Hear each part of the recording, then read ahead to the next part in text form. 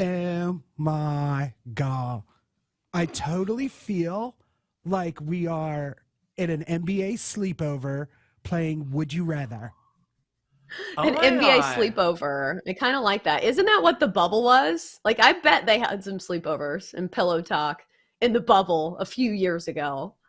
Double D, do you remember the first time we had a sleepover and I kept spelling Joel Embiid with one eye and you were like, no, it's two eyes. And I was like, no, it's one eye. And we got into that crazy pillow fight. We just like eventually talked it out. And then we just had that all night long gossip sesh. It was so much fun. So anyway, I'm looking forward to it. Oh my gosh, so stupid. All I feel right, like I can't so even have like a voice that matches this because it's too close to my own voice. People will be like, that's how you actually talk, Chelsea. Like, you're not even putting on a front. It's too close to home for me. Just three gals gabbing about the NBA. Oh my God. all right, so here we go. Nuggets to win the Western Conference at plus 400 or Warriors to win the Western Conference at plus 400. Chelsea, who do you got? I'm gonna take the Denver Nuggets. I mean, come on. Have you seen Nikola Jokic? MVP. The thing is, the Warriors still have some big issues, especially when playing on the road. Their record on the road is very hard to overlook. Yes, Steph Curry's back in the lineup, and maybe that's where you get a touch of value on Golden State. But still, the fact that they're the favorites and they're not really up there just yet, I'm going to take the Nuggets here with this one. I still believe the Warriors have that complex to where they feel like they don't have to do that much in the regular season. So I don't think there's a ton of motivation there. As long as they make the postseason, I feel like that's the only thing that matters for a Warriors team that still has a ton of confidence in the postseason. I'm totally going Nuggets here. And I don't want to be like, woman-splaining things to you. But here's the thing. Nikola Jokic is from this country called Serbia, and it's not like close to us, it's overseas. And the thing about him is that he plays in Denver, and I love to ski. I love Colorado. I love everything about it. And also the Warriors are just so like old now. It's like has-beens, and I'm about the news. So give me the Nugs plus 400. Oh, I can totally beat that, Jenks. What's his nickname? The Joker? Joker. I love me some Jared Leno. So I'm going with the Nuggets too. Yeah. Yeah. No. Don't you think the Warriors? Yay. Yay! Don't you feel like at some point though, like the Warriors, even though they put it together last year, at some point they age out just a little bit? Oh, absolutely. And with the Joker on the Nuggets, I mean, how can you go against that guy who makes his team, not just himself, but his whole team better? That's what gets me. Yeah. All right, you ready for the second one?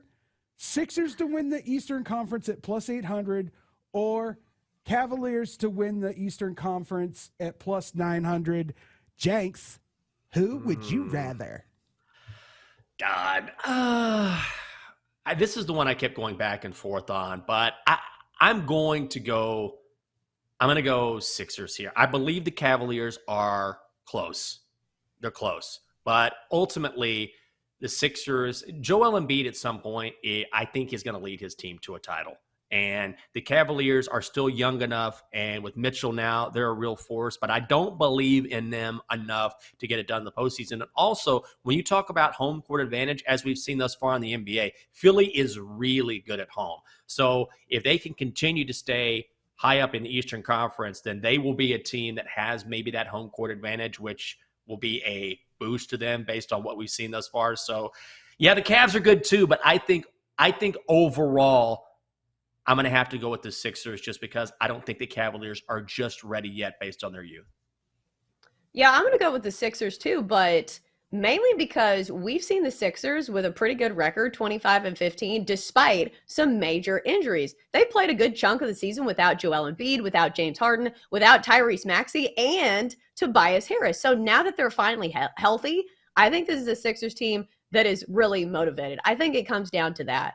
we see this look on Joel Embiid's face just about every night, that he is so motivated to prove that the Sixers belong in the conference, in the discussion for the best teams in the Eastern Conference. That's why he has returned early from some injuries to play in these games, which is something you don't see every day in the NBA. So I'm going to go with the Sixers because of the fact that they still have a pretty good record despite all these injuries. So if they're healthy now, watch out, Eastern Conference. I'm going to disagree with you both just for the pure fact that Chelsea kind of just laid it out. They've worked through a lot of injuries, but it's probably not the end of those injuries. Embiid is known for going down at least once or twice, if not more, during the season. You never know, when James Harden's going to tweak a hammy. So for me, I'm going to go with the youth. I'm going to go with the Utes. And the youths. And Mitchell, the Utes. That's right. I said it, the Utes. And Donovan Mitchell has really picked up his game in Cleveland as well. So I think he adds another aspect to that Cleveland team. So I'm gonna lean Cleveland here. All right. Yeah, to be clear, I don't really like either of these to win the Eastern Conference. I think both of us, both Jenks and I at least, are on the Bucks. But I think if we were picking, would you rather? And that's the rules of the game. So I'm still on the Sixers. All right, let's head down south. We've got the Mavericks to win the Southwest Division at plus 550, or the Kings to win the Pacific Division at plus 500. Jenks, who would you rather? Oh, God. Luka, here's the thing, is that ultimately when it comes down to choices like this, then I tend to lean towards teams that have a superstar or guys that can take over. And the Kings are very good, and they have a lot of guys who can contribute. And maybe that's the case for the Kings, right? Because that's the problem with the Mavericks, is that they have Luka, but you never know who you can count on night in and night out to help him out. But all things being equal, and the odds are bearing this out, right? You can go either way. I think the Mavericks, with a Luka Doncic playing down the stretch, a guy that can take over a game, probably gives them the edge here. So I'm going to go Dallas at plus 550. I'll go the opposite, and I'll take the Kings here. Just because if you look at the standings, which I feel like this is one of those things where people don't really pay attention to the divisional standings. Am I saying that correctly? Because most people just look at the West and the East. Yeah. But right now, the Kings are the top team in the Pacific, and usually it's the Suns and the Warriors that are battling it out. But the Suns are heavily injured. The Warriors can't win a game on the road. So I think I'll go that route, especially since the Mavericks right now are, I believe, 5.5 games back of the Pelicans and the Grizzlies.